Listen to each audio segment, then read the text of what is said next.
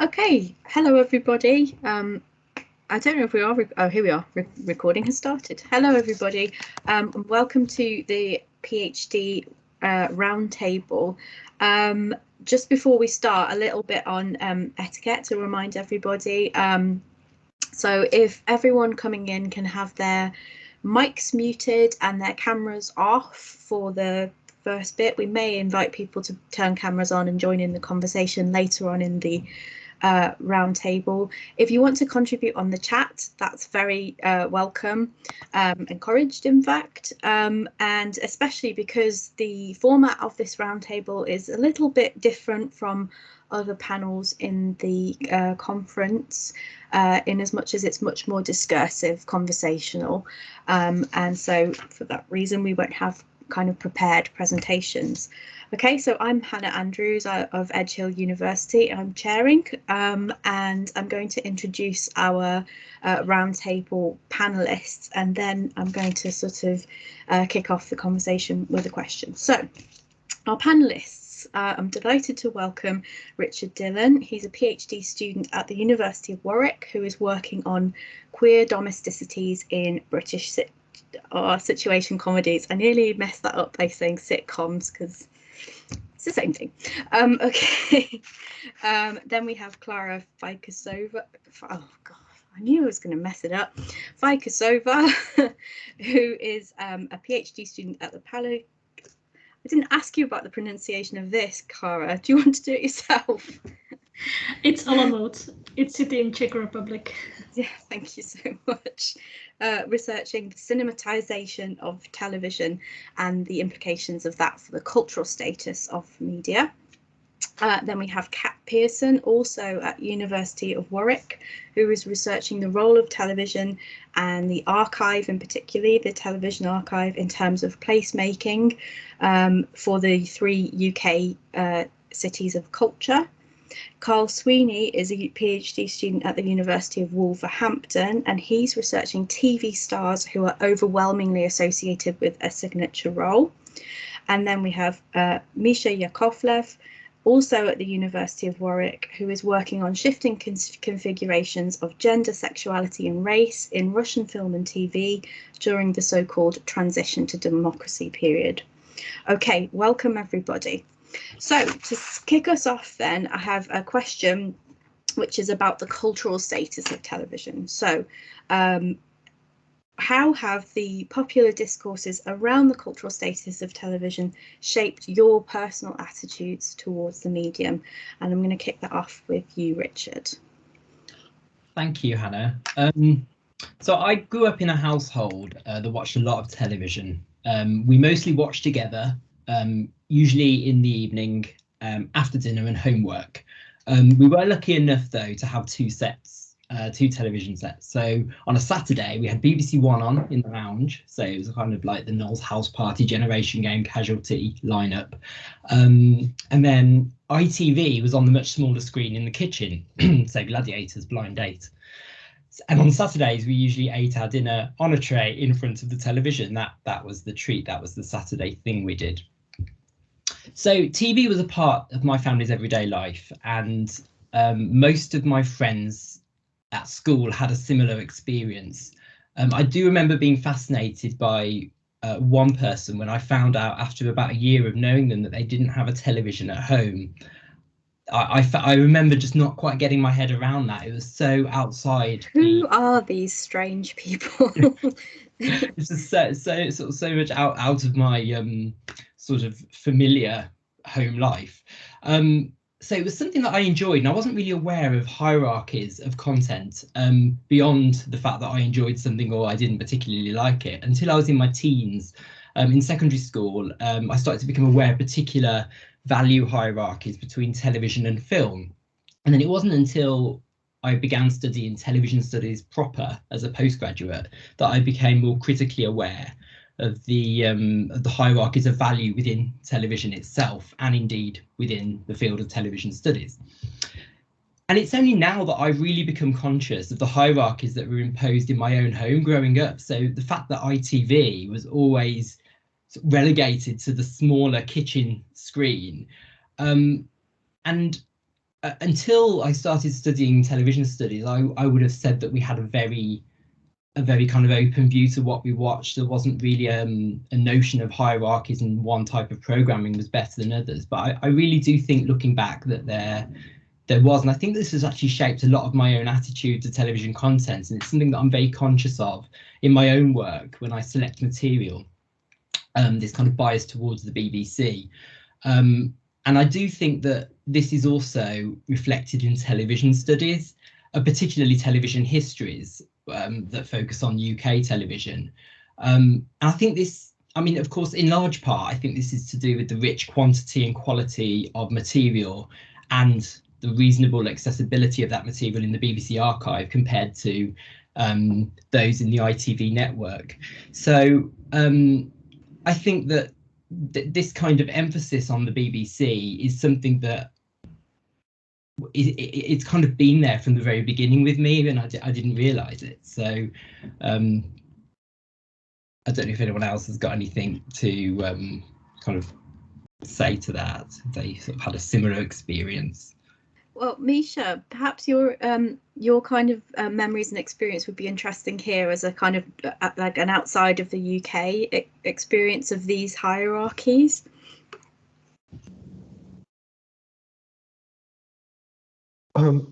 Thanks.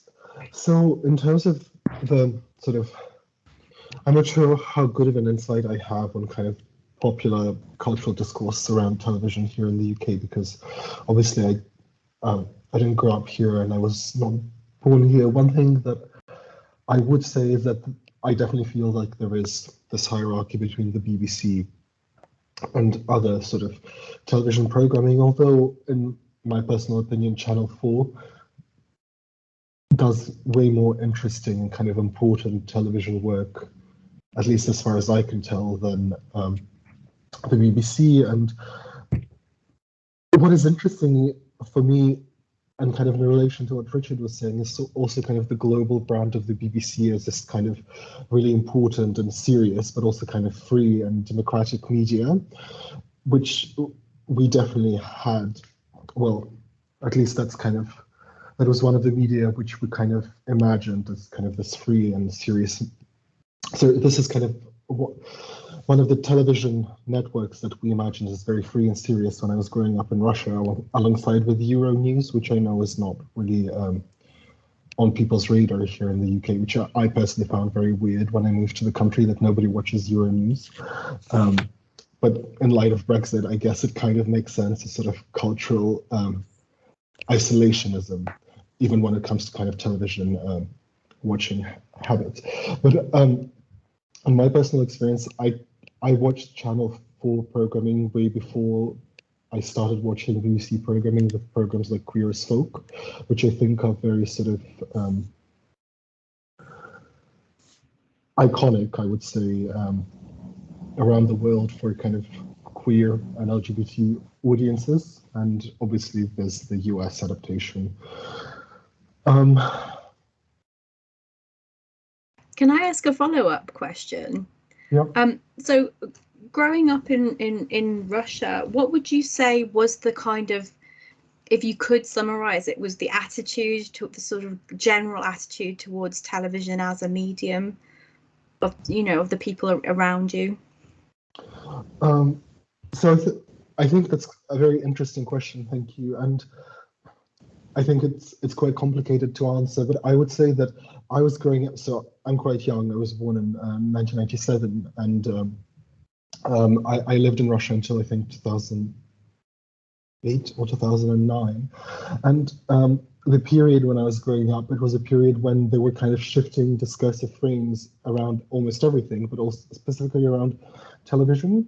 And I think and that's actually why I include television in my PhD research, because I find it such an interesting and polarizing medium, especially for the period that I study. But I remember that basically there were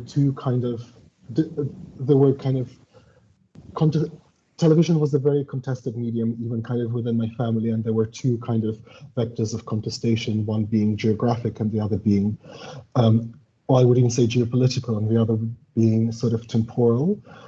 As a kid, my parents and especially my grandparents didn't actually let me watch much television, and there was always this assumption that, you know, television in Russia at the time was kind of trash and rubbish television compared to Soviet television.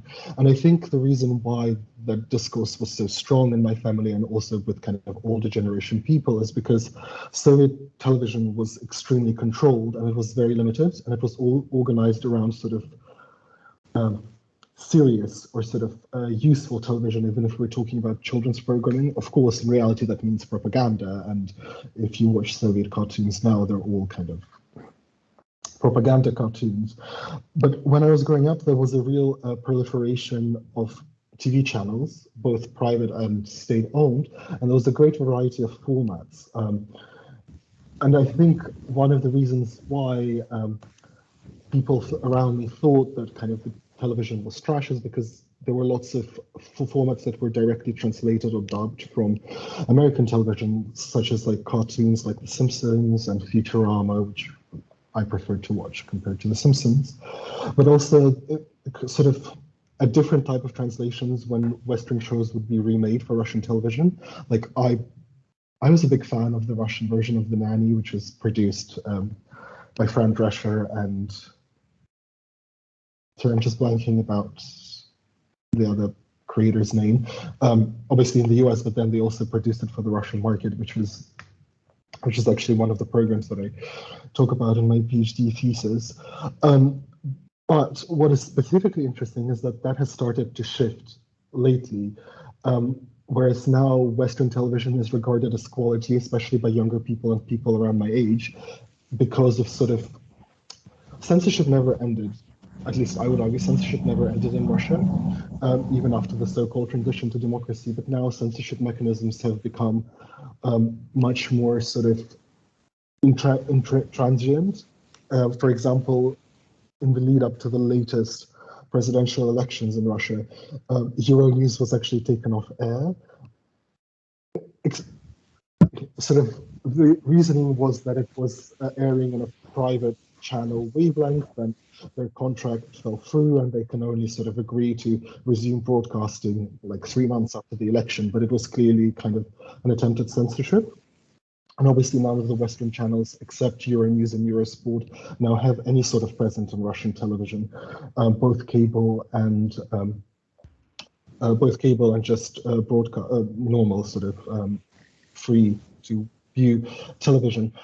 So people have really started to shift to kind of these discourses of that, you know, Western television is so much better, which obviously is probably true, but also reinforces sort of binary understandings of sort of quality and et cetera, But what is particularly interesting for me is that younger people have also started kind of turning to alternative media, such as, you know, YouTube, TikTok, and other sort of online platforms to replace television consumption. So television feels like it's becoming quite an old medium, and I don't know how I feel about that. But sorry, that was a very long answer to your question. It was a really interesting answer, and it's interesting because so many of the things that you said, I kind of recognize a parallel version of that thing happening in my childhood and in my experience of television as well, without the kind of differences in geopolitics. Clara, can I bring you in here to ask you about this idea that Western television was perhaps once seen as kind of trash and is now seen as higher quality? Is that something that you recognize from your experience? Mm-hmm. Yeah, so my experience is quite similar to Misha's, since I'm from Czech Republic. I lived here all my life, and we became independent from Soviet influence in 1989, and as a Czech Republic, as a state, we became independent in the 1993, and analogously to that, in 94, there was first commercial channel that became a second channel to our public Czech television. So since then, there's been much more programs from all around the world. And at that time, I can't really speak for hierarchies, but there was much interest in that because it was something new.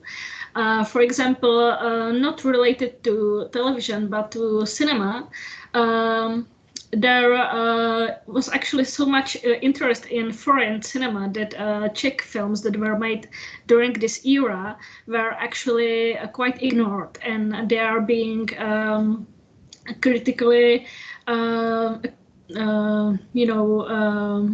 studied just after the fact because of that, because there was such a flow of foreign products. So with television, it is quite similar. When we were speaking about childhood experiences, I can remember spending my childhood in front of television and watching everything and anything that was on, from I don't know, first telenovelas that came to Czech Republic, to some movies my mom would tape.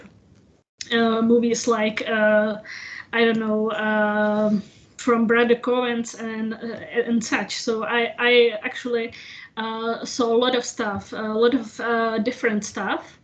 And as I became older, it changed quite a bit. And I think in Czech Republic, if there was the opinion that what's Western is bad quality, it was quite a lot linked to politics of previous era, when they would say, no, we're not watching Hollywood stuff because it's bad. There's no public interest in that. And sometimes you can find this division, but it really depends, because you can see there's a great hierarchy, not exactly between all movies or audiovisual product that comes from the West, but in between those. So for example, some Hollywood movies might be seen as trashy, but then Czech Republic or Czech critics especially love everything that, for example, Woody Allen or whoever is considered independent filmmaker, they love those. And those are the hierarchies that are really rooted here. And as I was saying in my paper at the beginning of conference, I find it so funny that I was in the first panel and now I'm here in the last day. And as I was saying, the legitimization of television actually came here just about 10 years ago. So I remember when I first started studying television, it was in 2013 or 14. Everyone was like, why would you do that? And now everybody is like, oh yeah, there's quality television and Netflix and HBO and etc. And everyone now kind of gets it, but they don't really get it because they think that's that you can only study Netflix or quality TV, but nothing else that it's considered television, because television is still the bad object. So yes, I would say these hierarchies are quite embedded in the culture of Czech Republic and also in the academia, as I was also saying before. So it is partially because of we are late in everything when it comes to product that comes here or academically speaking. So that's partly because of that. But can I jump in there, Clara? That question of the kind of why would you do that element of studying television, I think is probably familiar to everybody who does study television. And I wonder whether it's related to what Richard was saying before about kind of coming to a level of consciousness or awareness of these hierarchies of value via study. Kat and Carl, I'm going to bring you in here and just see if you have anything to say about that sort of studying television and that consciousness awareness. Yeah, I came from history and American and Canadian studies dual honours undergrad, and I remember like vividly not studying television so much as like film in the American studies department, and then going to like an economic political history seminar, and it was always one after the other every week, and the tutor would always be like, oh, what have you been watching this week, Lady and the Tramp? And then everyone in history would like laugh at me in like a nice way, but it was just like, this is history and that's nonsense essentially. And then when I came to television studies, it was kind of interesting that I've kind of had some conversations with people where it seems to be like, well, film studies is proper and television studies is lesser. And I think that's been really interesting to me in my cities of culture side of thing, where I'm speaking to people who are geographers or economists or, you know, studying politics, and I'm kind of saying to them, well, like, have you thought about watching the television produced around this event? Like, have you thought about embedding that within your research? And they've been actually really, really receptive to it, but it would just have never crossed their mind. So I think because I've always been in kind of dual disciplines, it's been very apparent to me, and sometimes quite explicitly stated, like, oh yeah, it's interesting, but it's not proper, like it's not what is important. Yeah, I think for me, what I've realized when thinking about this question is that I think there's been a bit of a distinction between my attitudes towards TV as a medium in most contexts, and then my attitudes towards it in terms of academic study. So I think on the latter, my attitude has changed quite a lot. So when I did an undergrad in 2004, I just wanted to study film. I wasn't interested in studying television at that time. When I came back to do an MA, this was many years later, 2016, similar feeling then. I was doing a film studies course. They wanted to change the name of the course to Film and Screen to reflect the fact that we could also write about television. And at first I was a bit unsure about that. But the weird thing was, in terms of my own viewing habits, I didn't really see that much of a distinction. I watched a lot of different kinds of TV. Actually, quite a lot of overlap with what Richard was saying. Things like Noel's House Party growing up was a big mainstay in my house too, that kind of show. But yeah, watched a lot of TV, thought about TV a lot. Many television programs that I cherished just as much as my favorite films. So on the one hand, I was relatively impervious to the sense that television was thought of as inferior to film in that regard. But I felt differently for some reason in terms of studying it, and I don't really know why. I think there were some like kind of implicit cues that I picked up along the way. So I think when I was in college and I was taking a film studies class, there was a media studies class that I did as well. So you would sometimes learn about television under the umbrella of media studies, but not as its own standalone thing. And there were only certain types of television that seemed to be taught. So we spent a lot of time watching things like news broadcasts. Later, when I was doing the MA in film, so we'd watch some quality TV dramas, so-called quality TV. But in my own life, I was watching a lot of like Australian soap operas, quiz shows, talk shows, sitcoms, and so on and so forth. But I was never taught about any of those things in an academic setting. So it took me quite a long time, to be honest, to come around to the idea. And I'm so glad I did, that other types of television were worthwhile. So I remember coming across James Bennett's book, Television Personalities. And that was a bit of an eye-opener for me. The fact that you could study somebody like Cilla Black in the same, or, you know, in an analogous way to the way you might study a film star, kind of took me by surprise at that time. So I think that's gone on to shape what I'm doing with my PhD. And just in general now, I've very much come around to the view that the idea that something is lacking when you're studying television compared to something like film is quite a pernicious idea, I think, and it can be quite a harmful one in my experience. I 100% agree. I think Richard wants to swoop on in there. Yeah, just to say that I think the kind of the everydayness and the ubiquity of television is part of why we often don't see it as an object of study. And funnily enough, I know we'll probably go on to talk about this a bit sort of later in the session. But I think it's the television's ubiquity, which is kind of what kind of invites. Sorry, I'll start again. So in one sense, the ubiquity of television and television culture makes it really productive context to begin a discussion with people who are outside of the field and outside of academia. But in another sense, it's part of the problem, because you do get that raised eyebrow when you say what you're working on. But ultimately, I think that I mean, I work on sitcoms, I work on broadcast sitcoms in the 1960s and 70s. So, of course, when I talk to people outside academia about that or outside of the field, you do get that moment of suspicion, the raised eyebrow. But then once you've got past that, the kind of discussions that come from it are often so much more rich and so much more detailed than I would have had with, say, when I was doing my first master's. I was working, my dissertation was on representations of hell in post-Reformation England. So, working on British sitcom kind of invites so much more discussion, and you sort of have people who feel very strongly either way about certain series. So I think it's placed as a domestic object, and a lot of the fact that so much content is based around the domestic, I think, is possibly part of the resistance to seeing television as an object of study.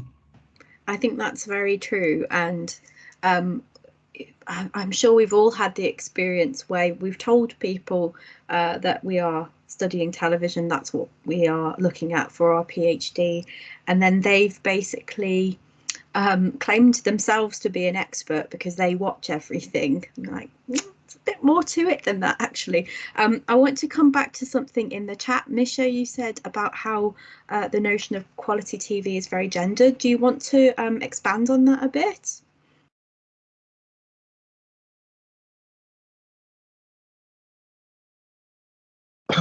So I'm not sure whether I can say anything new, really, but basically I feel like, even if we look at programming, I'm not sure, I didn't watch that much broadcast television at the moment, I have to admit, but certainly in the past, even the way the broadcasting schedule was divided with perhaps more sort of feminine genres of program during the day, so that women, can watch some quote unquote stupid, like talk show or a repeat of a sitcom during the day, and then when sort of the men would come back home from work, they would watch something more serious, like a documentary or like a Swedish crime drama, which here I guess is considered quality television, which I don't really understand.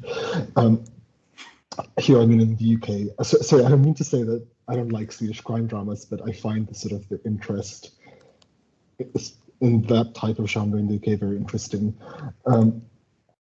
Yeah, so the way programs get classified as quality television, I think, is implicitly very patriarchal and misogynistic. And what is very interesting that lately there's even like a homonormative classification of quality television, that certain programs, especially kind of a documentary or sort of a sitcom about gay men, could be classified as quality television, if that makes sense, right? Yeah. Interesting. I'm not sure whether, my answer. I think it is very interesting, and actually I would like to kind of slightly tease this one out a little bit and open it to everybody else in the round table. What are your thoughts on this sort of gendered aspect of quality, and how might they have impacted on your work? Yes, Kat. Yeah, I'm not necessarily sure if this is about gender, but I think it probably is if you look at the people who watch them. But I watch an alarming amount of reality television just for my own amusement. And I think it's really interesting to me the amount of people that watch something like Love Island, which I'm very new to. It's my first year watching it. But it can tell us, I find it really fascinating in terms of what it tells us about gender relationships and kind of interactions between people, and also how people on Twitter and Facebook respond to those. So comparing that to something like Love is Blind or Married at First Sight, where in Australia, where it was noticeably more sexist, it was noticeably the gender disparities were noticeable. And so I think thinking about television for me is often about what does it represent to me about society, and if X amount of people are watching it every week or every day in terms of Love Island, that's really significant to me. So I think this idea of some things being quality and some things not being quality is very much about the kind of recent canon, or thinking about things that are glossy. But then why wouldn't, say, Keeping Up with the Kardashians be quality television? Because it's high production values, it has a plot, it has characters, it has a story arc. but you wouldn't consider that to be quality television.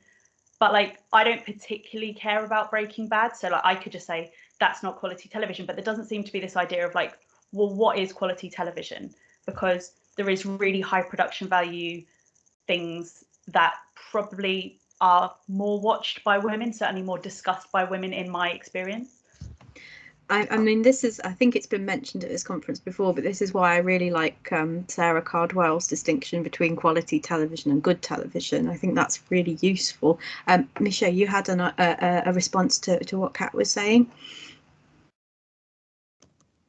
Yes, just kind of as a very quick point, I just wanted to say that this whole kind of term quality television and the way it gets used, it kind of, as Kat was suggesting, it completely obfuscates who is the subject making this value judgment. And I think if we look at who kind of participates in the creation of this sort of canon and phrase and how it functions, we'll find that it's mostly sort of very pretentious film and television critics who are men, potentially, or majority of whom are men. So, do we have any other responses to the sort of gendered element of this quality debate, or indeed any other kind of relevant factors of identity? I was really interested by what you said, Misha, about a kind of I can't remember the expression that you used, but the idea that sort of liberal representations of certain identities is de facto quality in some places. Richard, you had a thought on this? Yeah, it's more of a kind of how we sort of move beyond the current understanding of quality television. So I work on, I take a queer perspective on British television history, and in many ways I adopt what I like to think of as a queer methodology, and I think this manifests in various ways, but one of those ways is kind of an unlearning of the hierarchies that we've been used to. So almost stopping and just sort of thinking about how I like to think I'm quite conscious about this, how I'm actually responding to something based on these sort of much older traditional hierarchies. So I think I think we could learn a lot from queer methodologies and from queer studies. I think that's a really helpful point, and I love the expression unlearning, especially because for me it feels like there's almost the inverse of what you said at the beginning about how you kind of learned about these hierarchies of value via studying them. Now, on the one hand, the consciousness of them is a helpful thing, but you're right, we need to move past them, don't we? Yeah. Does anybody else have a response to that before we move on? Maybe when it comes to quality television, I'd say because my research is really linked to quality television and the cinematization itself. So everybody who I talk to, they assume that I love cinematic television, that I love quality television, and that I deal with that because it's the most important or whatever. When in fact, I'm not studying it because I think quality television is better than anything else. I study it because I think people are not critical enough about it, and actually everything we talk about, it actually pisses me off a little bit. So that's why I'm studying it, because I think we need to also look at it critically. And yes, I like a lot of shows that are quality television, but also I love horror televisions. I like obscure police procedurals from 90s and stuff like that. So I think it's often a matter of who is looking at this subject and how they are presenting it. And I think we as academics and we as critics are often guilty at assuming that if something is called quality, then it must be quality. I think that's very true. And I think disentangling taste from critical judgment is almost impossible, but it is a pursuit that's worth pursuing, because again, it's about that consciousness idea. I'm going to slightly shift gear as we move towards the end of our discussion here by opening the question out about well, it's kind of related to what we've already talked about, taking television studies outside of the academy. And I'm going to go to you, Kat. So could you tell us something about or something more, I should say, about your experience of taking TV studies outside of academia? Yeah, so I'm doing a collaborative doctoral award, and I'm in part supervised by the Media Archive for Central England, and also by Illuminations, which is an independent production company who often make work for RSC, BBC, so some quite high profile people. So taking television outside of academia is kind of central to my research in a lot of ways. So Illuminations made a documentary called Coventry Cathedral Building for a New Britain, which was on BBC 4 in the summer. And with MACE, I've done some archival screenings either online or in Coventry. So currently there's an exhibition on with some MACE segments in it. And I also did a film screening in a community centre where we selected archives based around that very specific area of Coventry, and showed them to people within the community to facilitate discussions about whatever they wanted, really. We left it very open-ended. So largely people didn't want to talk about the archives that much, or just wanted to talk about things about the area based on what they'd seen. So using that as a jumping off point. So yeah, I've done a lot of taking television outside, and I think the City of Culture has been really good for that, because, for example, when the Coventry Cathedral documentary was screened, it was promoted quite widely on Facebook groups and on Twitter, and I got to see the responses to that, which are really interesting to me in terms of thinking about like civic pride and how the City of Culture, which describes itself as bringing about reputational change for cities, or like crap towns, is the kind of bigger narrative of cities of culture, and to kind of try and unpick what that actually means for people, but also to think like, well, who's being excluded from this? So when I went to the community centre, I kind of expected that people would want to see nice, friendly footage of their community, and that kind of fitted in with what the community centre wanted. But people said, well, I'd really like to see a discussion about race in Coventry. You know, I grew up in the 70s and it wasn't the greatest time, and the National Front had a presence, and I'd like to see that element of Coventry on screen. Or why don't you have more Black people in the footage that you chose? To which we could then have a conversation about, well, actually, this is ITV News Archives. We really don't have that footage, and to have that discussion. So I was really impressed by how just putting on a screening very organically led to those conversations about people kind of asking, well, what is this archive that you're showing me? Where did it come from? Why am I not in it? Why am I not seeing my community in it? So I was really surprised at how quickly people were prepared to get there without me saying to them, like, well, where do you think this archive comes from? It's interesting, isn't it, that so many of the questions that we would want ourselves to ask as scholars of television do arise organically. And I wonder if that's something to do with the context in which you were showing the footage. You know, people were aware that this was part of a project, and so they had their, hypercritical eyes on, if you like. Yeah, but I also think Coventry, because it is the current City of Culture, it's in the process of kind of evaluating itself. And there's a lot of critiques around the City of Culture at the moment in terms of, you know, they had to scale it back for the pandemic. People don't necessarily feel that included.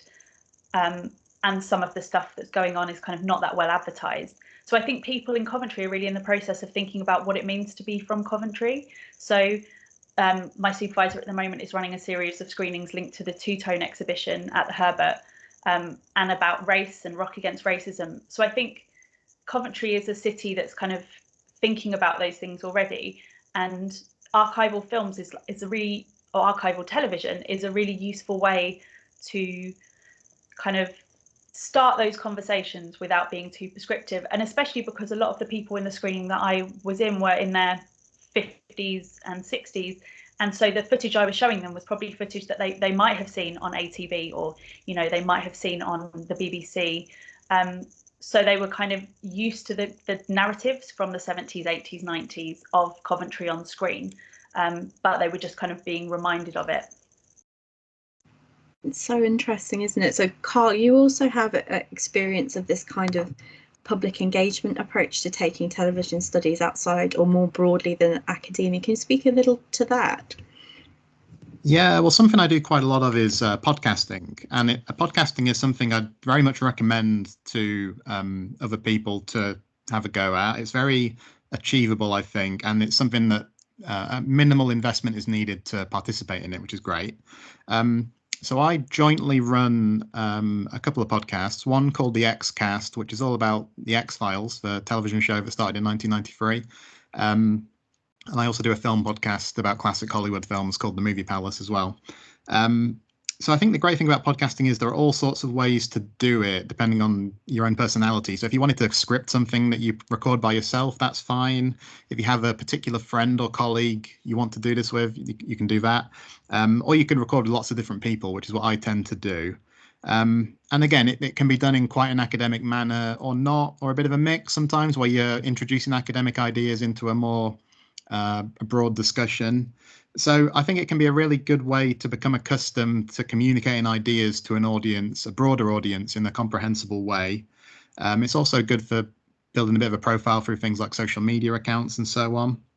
Now, it can be difficult to find an audience with these kind of things, but it can also be really good for reach. So with the X-Cast, for instance, we've had, in the past 12 months, we've had 74,000 downloads for our episodes. So there's a decent listenership there. In some ways, that's quite a niche project. It works quite well because you're only going to appeal to people who like the X-Files already, but a lot of X-Files fans are quite motivated to find programs about the show. So yeah, I think podcasting can be a great way as well to network with other academics. So in the past 6 months or so, I've recorded, for instance, podcasts with Christina Lane from the University of Miami. She'd written a book about film producer Joan Harrison, who worked with Alfred Hitchcock. I recorded a podcast not long ago with Stacey Abbott from Roehampton University about the director Catherine Bigelow. So it's a great way to meet people too. And it's just good fun. It's a good way to indulge a passion for something. There can also be ways to monetize podcasts, which can be nice too. I would definitely recommend it to budding academics, I think, or even established academics, whether it's hosting your own podcast or putting yourself forward for guest roles can be good. It can open up some really interesting opportunities. So for me, for instance, as a long-standing fan of the X-Files, I've been able to interview some of the actors involved with the series, some of the writers and producers and things like that.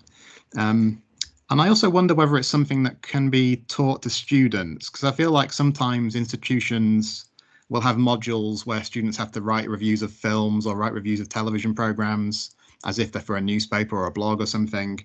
But I think it's just as feasible these days that a student will end up discussing television on a podcast, for instance. And if I can jump in there, Carl, I do use podcasts as an assessment tool, and I love it. It is such a good assessment tool for all of the reasons that you've just said. Because actually the discipline of producing a podcast is the same, or has many of the same skills that are involved in writing reviews or essays. Richard.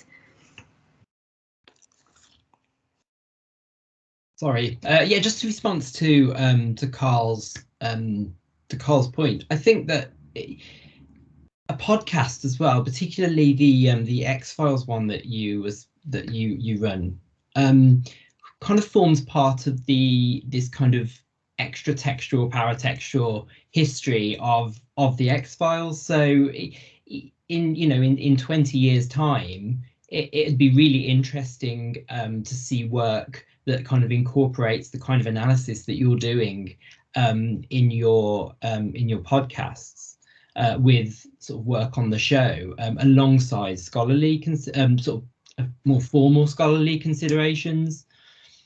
Yeah, I'm quite conscious of that sometimes, with the fact that, so we're talking about sometimes episodes that are over 25 years old, and some of the people we interview, for instance, aren't going to be around forever. So sometimes getting them sat down with us for an hour on Zoom or something, it can be very valuable to hear their perspectives on an episode or their performance or whatever it might be. And I think you're right, it does become quite an interesting archival tool in that respect. Yeah, that's a good point. I can see that Kat's typing, but actually what I might do now is invite everybody to Oh, thanks, Kat. That's brilliant. Invite everybody to turn on their cameras if they feel able, and join in the conversation. Or if you feel better about typing questions or comments into the chat, I'd love to see them. So is there anything that I kind of missed in chairing that people want to, threads that people want to pull on, or questions that people want to ask? Otherwise, I have one in my back pocket, but I thought I'd open it out. Or indeed, Roundtable, if there's anything you would like to ask each other and the room.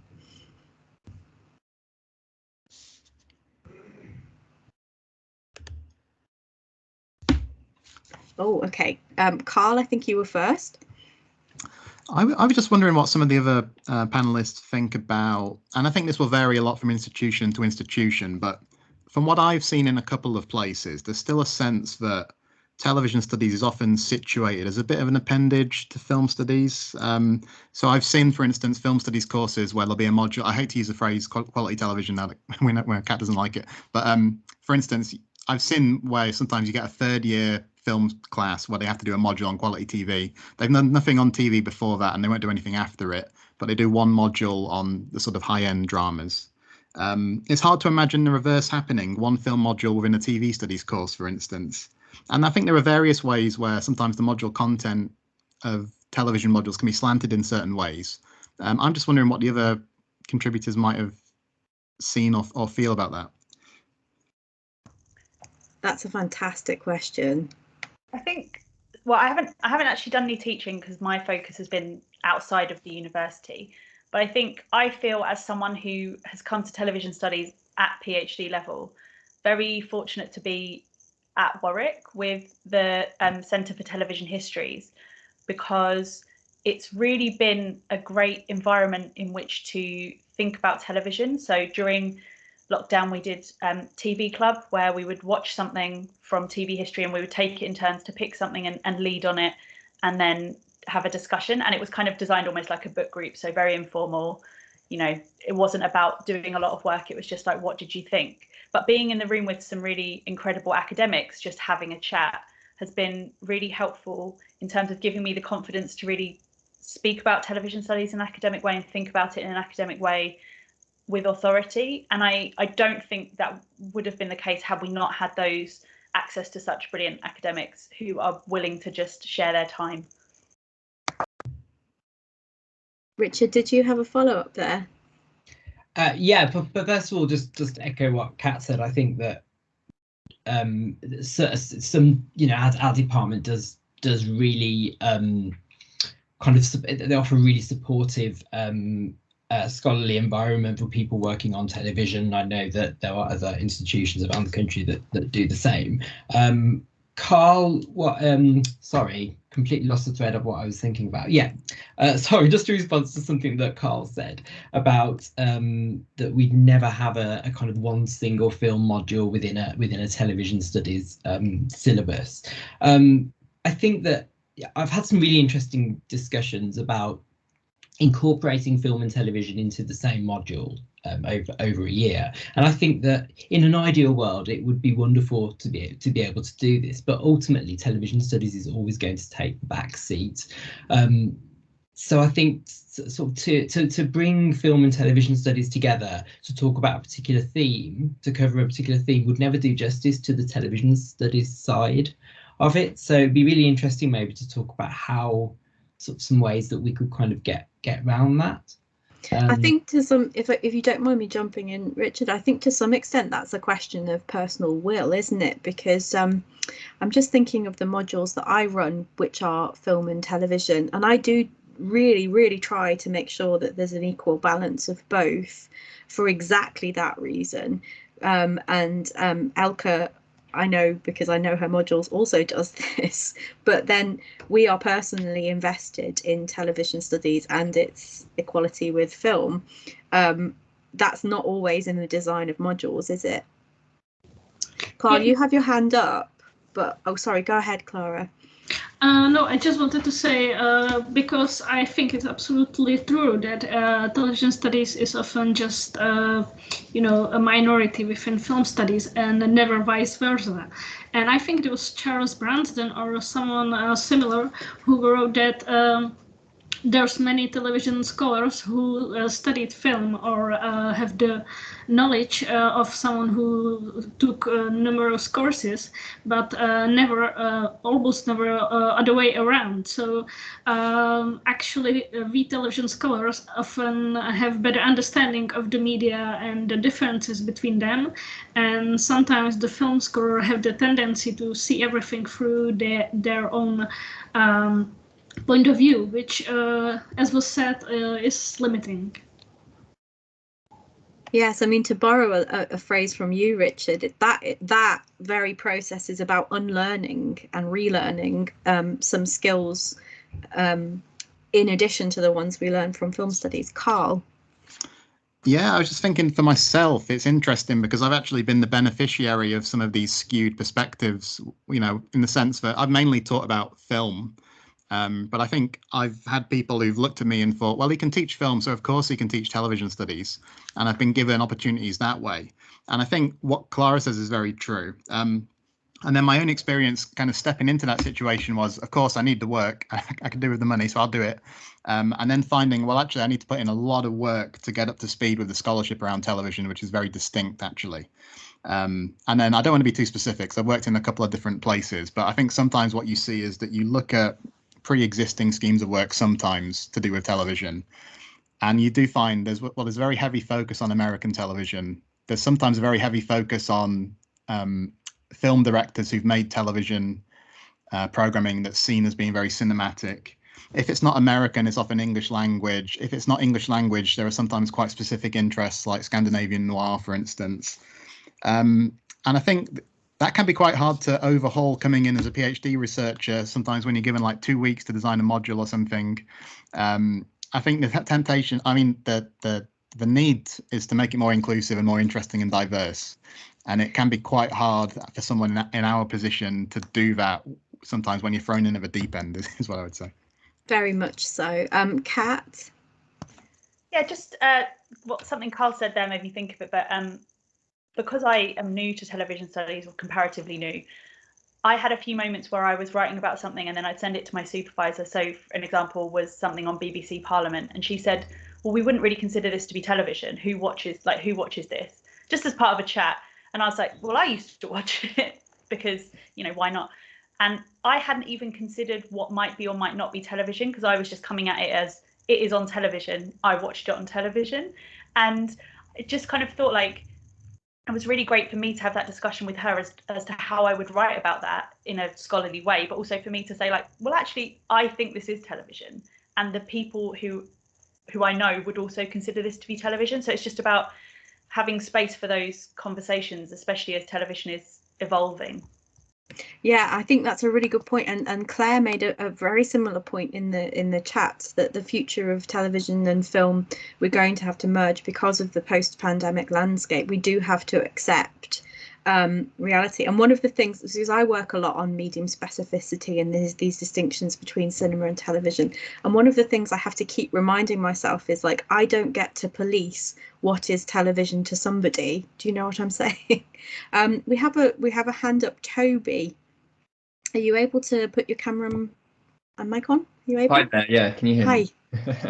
Yeah, thanks so much, everyone. It's been a really, really interesting session today.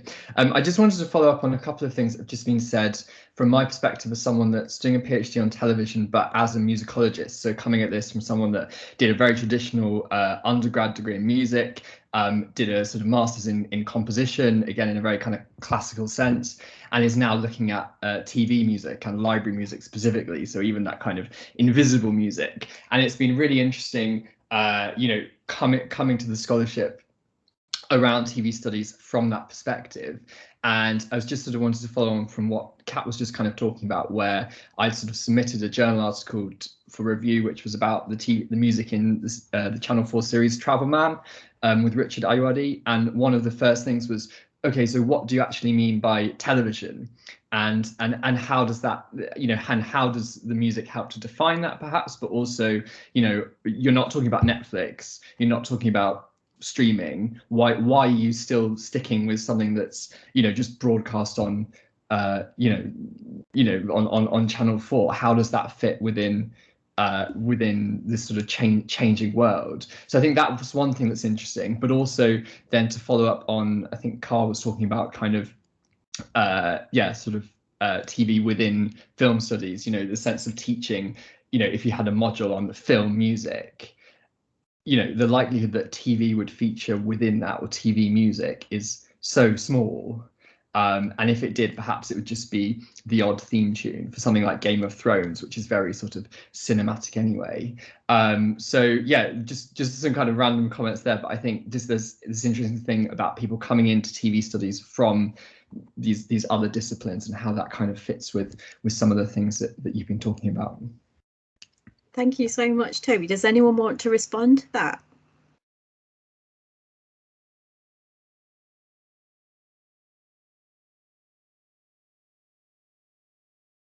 Can I come back to kind of in relation to this idea of the kind of film TV dynamic? Misha, in your PhD, you're looking at both film and television, aren't you? How do you find you manage that? You know, we were talking about making the balance in teaching. How are you managing that in your actual research project? I'm sorry, is this a horrible question? No, in a way, like, I'm not sure how I'm managing it, so that's my answer. So my PhD project, it kind of goes in all sorts of directions because it's focused specifically on gender, sexuality, and race. And frustratingly, I end up kind of blurring the distinction, the sort of the medium-specific distinction between film and television, because the way I approach sort of my films or TV programs is in terms of how popular they were, and I didn't really give a good sense of like television flow or anything like that. So I'm sorry, yeah. So I'm not managing it, I guess. Well, not yet. I mean, there's still time, isn't there? It's interesting though, because it does come back to this idea of, you know, when we're approaching things thematically, where do we find room for acknowledging and talking about things like the specificity of the medium? And again, I come back to this idea of policing. Like I worry sometimes that we do too much in TV studies. Oh, Carl. Yeah, no, I was just thinking about the sort of tension between television and film and my own research, and I find that it emerges in a lot of different ways. For example, I think the theoretical approach I'm employing in my PhD, it's quite heavily influenced by scholars who've written about film stardom. So I'm using a modified framework, but it draws a lot on Richard Dyer's theories about film stardom. So it's weird, because on the one level, I'm looking at stars who are not regarded as being at the top of the hierarchies of stardom like a film star would be. But I find that theories framed in the context of film can provide a way forward, because some of the canonical theories associated with television have this kind of distinction where you have personalities on television and stars in film, and I don't think it's always that clear cut. But I'm finding there's a lot of practical overlap. So some of the stars I'm looking at, they sort of work in and around the system of stardom, even if they never get all the way up the ladder. So I'm finding it quite a paradoxical thing where on one level it's desirable that a lot of the time it's desirable for television studies to be seen as distinct from film studies. There are also other times when it's quite a good thing to cross-pollinate between television and film. And I think this can apply not just to the contemporary era where there is the increasing overlap between the mediums, but sometimes to historical eras too. I suppose the important thing is that the specificities of television always need to be respected. So as long as it's not regarded as an adjunct to film, I think sometimes that overlap can be really helpful. I think you get a very loud amen from Elke on that. Elke, are you raising your hand? Indeed, I am. Yes, finally. Oh, you've muted Elke somehow. So the question that I have comes from precisely what you just said, Carl. You know, the fact that we have this history of actually, to some extent, convergence. Already, we can see that on Channel 4, as Hannah has written about. We can also see it, actually, you know, in America. We know that Paramount was talking to CBS before they even started broadcasting CBS as television. We know, you know, there's a long history of that. There's a specific thing also in Germany, where basically the new German cinema, so Rainer Maria Fassbinder, Volker Schlöndorff, Werner Herzog, etc., they all started their careers off as a result of television, basically requiring television programming and producing films. These were then broadcast as telefilms, as films on television. And obviously there's a whole history that, you know, Gary Edgerton has written about of TV movies and how the TV movie emerged as a result of Hollywood not producing enough films, and so the broadcasters started producing, and at first no one knew the difference. So one of the things that really strikes me about all of this is this distinction is totally, obviously, constructed, but also it seems to be constructed at a particular time. This distinction between film as something of superiority to television seems to emerge at a time that is later than we often think. So today we're talking about, you know, television potentially being better than film when it manages to produce serial television. But in the past, television was considered to be lower, but that's not true. If we really look back into the history, we can also see that basically from a reception point of view, television and film didn't have that distinction at particular times because there was no distinction, basically, in the case of Germany. So what strikes, the question that emerges out of that is, do we need to really, really question and actually explore where these discourses of distinction originate from? I mean, you're never going to get me disagreeing with that, Elka. Misha, would you like to come in? Yes. Sorry, just kind of to pick up on what everybody else has been saying, to maybe kind of come back to the question which you asked me and give a more intelligent response. I find it very interesting in terms of, sorry, I'm just not very good at like thinking on the spot.